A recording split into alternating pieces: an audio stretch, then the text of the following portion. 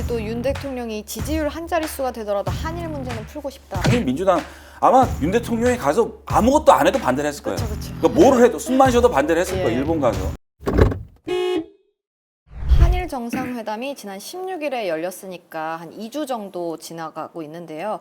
상황이 뭐 그렇게 대통령한테 유리해 보이지는 않습니다. 일단 우리가 강제징용 해법을 들고 가서 한일 관계에 지금 막혔고 꼬였던 거를 좀 정상화하자고 제안을 했고, 꼬였던 거는 지금 일부 풀리려고 하고 있어요. 예를 들면 반도체 관련 무슨 소부장 막았던 거 풀고, 지소미아라고 우리 흔히들 알고 있는 군사 정보 안보 협력 관련된 네. 것들은 풀자고 했는데, 이제 정작 문제의 핵심인 강제징용 해법에 대해서 우리가 이렇게 했으니 기시다 총리나 이쪽에서 좀 거기에 상응하는 액션을 보였으면 좋았겠다라는 게 우리의 기대였는데, 일본 방문 기간엔 그게 나오지 않았고, 예. 지금 우리가 얘기하고 있는 이 시점까지도 아직 일본 측에서 그게 나오지 않고 있죠. 이제 여기에 대해서 국내 여론은 지켜보고 있다가 퍼주기 하고 받은 게 별로 없는 거 아니냐. 네. 우리가 얻은 건 무엇이냐라는 여론이 슬슬 끌어오르면서 아직 가라앉지 않고 있죠. 그게 이제 각종 여론조사에서 대통령 지지율의 하락으로. 소폭 하락으로 예.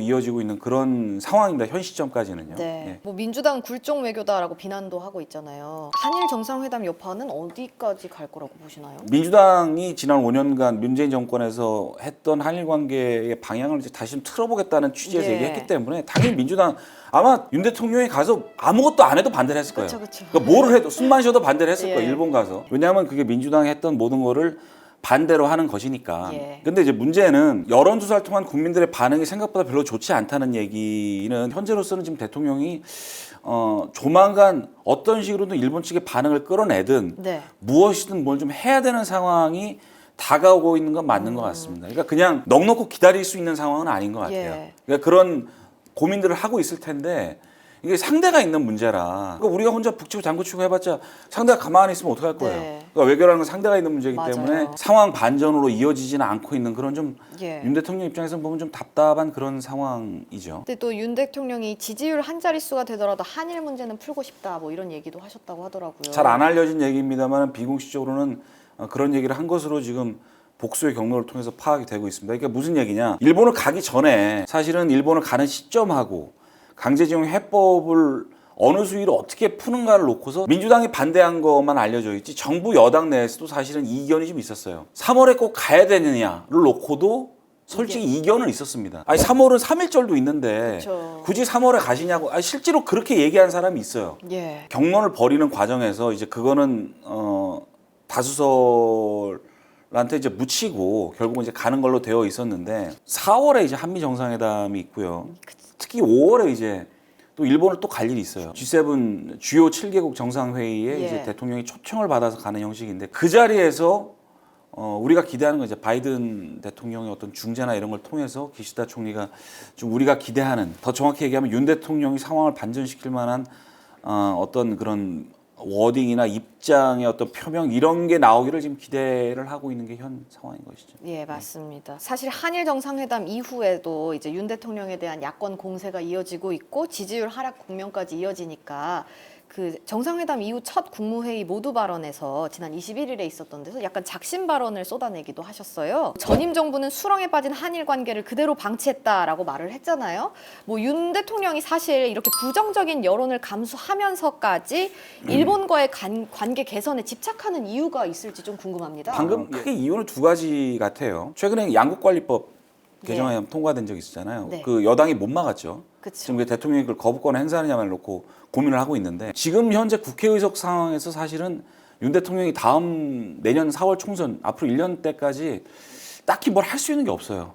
지금의 국회 상황에서요. 예. 그러니까 뭘 하고 싶어도 대부분 법을 바꿔야 되기 때문에 가시적으로 눈에 보이는 변화를 만들었구나라고 족적을 남길 수 있는 만한 환경이 아니에요. 앞으로 1년 동안. 그러면 할 수 있는 게 사실은 외교안보밖에 없어요. 외교안보 분야에서의 변화는 사실 정치권의 그 국회 의석 수하고는 좀 무관하게 돌아갈 그쵸, 수가 예. 있는 것이거든요. 그러니까요. 대통령의 고유 영역이기 맞습니다. 때문에. 그러면 이제 그 중에서 다가오는 어떤 이슈가 뭐냐 하면은 이제 한일 관계 이슈인 것이죠. 특히 네. 이게 문재인 정부에서 좀 꼬여일 대로 꼬인 이슈이기 때문에, 이건 내가 변화를 일으키면은 상당히 가시적으로 큰 변화를 일으킬 수 있는 성과를 보일 수 있는. 있는 것이다라고 생각을 한 것 같아요. 네. 이제 그런 생각에서 지금 국내에서 어떤 정치적 부담을 감수하고 예. 이 문제를 풀려고 하는 거 아닌가 싶습니다. 두 번째로는 문재인 정부 초반 때 사실 이 문제 꼬인 것이 2018년 이제 대법원 판결을 통해서 강제징용권. 판결. 예. 근데 이제 그 이전에 보면은 박근혜 정부 시절 양승태 당시 대법원장 시절에